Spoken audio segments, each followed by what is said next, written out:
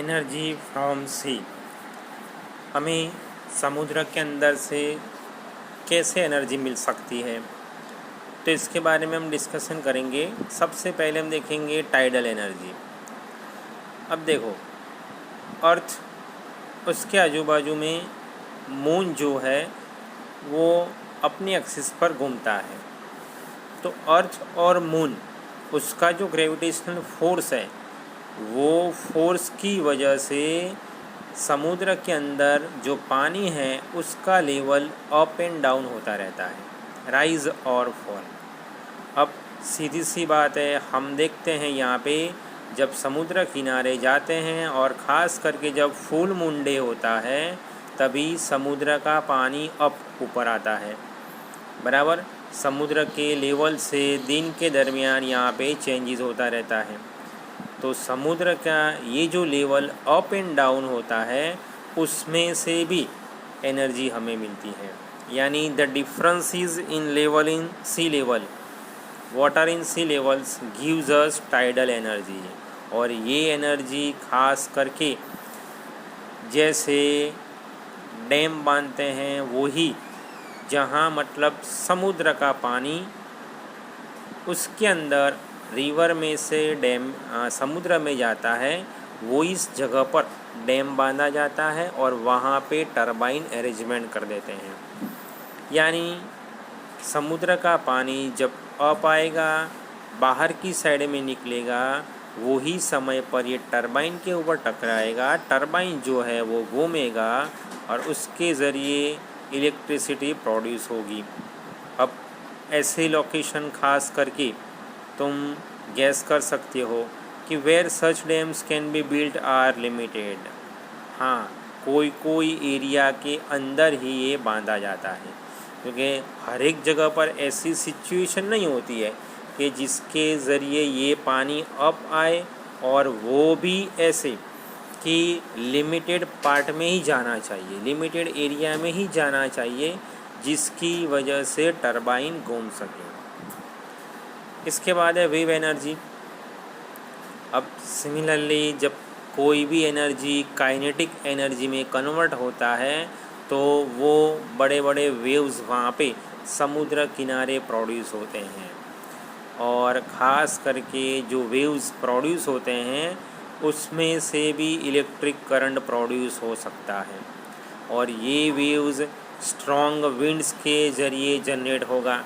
ज़ोर से पवन फूंकाएगा तो वो समय में समुद्र का पानी भी उसके अंदर वेव्स प्रोड्यूस होंगे, और वही स्ट्रॉन्ग वेव्स अलग अलग वहाँ पे डिवाइस अरेंजमेंट करके ये वेव्स को ट्रैप करेगा, और वहाँ पर भी टरबाइन रोटेशन होगा, घूमेगा, और उसमें से भी एनर्जी वहाँ पे रिलीज़ होगी, एनर्जी वहाँ पे प्रोड्यूस होगी। तो ख़ास करके ये वेव्स जहाँ पे ज़्यादा विंड ब्लो होता है और उसमें से वेव्स प्रोड्यूस होते हैं समुद्र में, और वही वेव्स के आगे टरबाइन अरेंजमेंट कर देते हैं। तो टरबाइन अरेंजमेंट करने की वजह से वहाँ पे टरबाइन घूमेगा और उसमें से इलेक्ट्रिक करंट प्रोड्यूस होगा। तो ऐसे ही वेव्स के अंदर से भी हम एनर्जी प्रोड्यूस कर सकते हैं। Ocean thermal energy.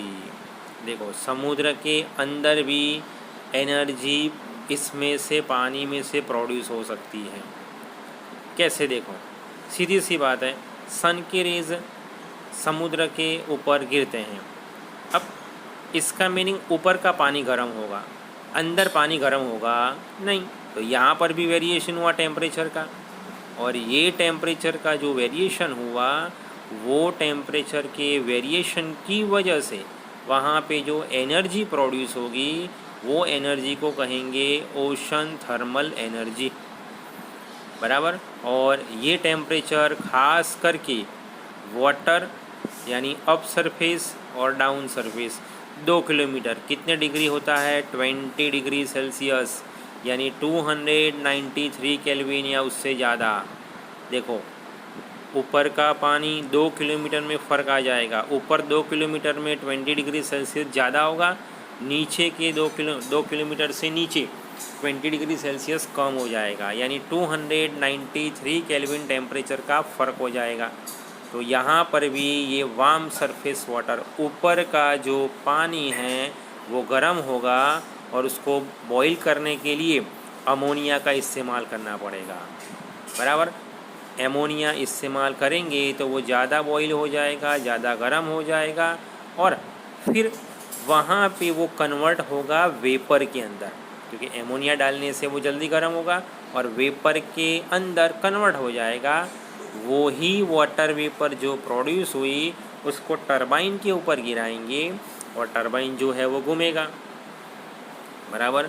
और उसके ज़रिए कोल्ड वाटर जो डेप्थ ओशन के डेप्थ में है उसको पंपिंग करके कंडेंस करके वापस उसको लिक्विड में भी कन्वर्ट कर सकते हैं, बराबर। तो ये एनर्जी यहाँ पे समुद्र के अंदर से पाई जाती है। और टाइडल एनर्जी, वेव एनर्जी और ओशन थर्मल एनर्जी ये हमें समुद्र के अंदर से मिलती है, पर कॉमर्शियल एक्सप्लोटेशन यानी इसका जो सिचुएशन बनना, इसका जो इंसिडेंस बनना वो बहुत ही मुश्किल है, क्योंकि ये एनर्जी कभी कभी बारी मिलती है, पूरे ऐसी सिचुएशन में मिलती नहीं है। क्योंकि ये वेरिएशन कब होता है, जब ज़्यादा गर्मी पड़ेगी तब, इसीलिए 24 आवर्स मिलना मुश्किल है। जब समर के अंदर है, ऐसी सिचुएशन है, तो ये एनर्जी मिल सकती है, बाकी एनर्जी इसमें ज़्यादा मिल सकती नहीं है।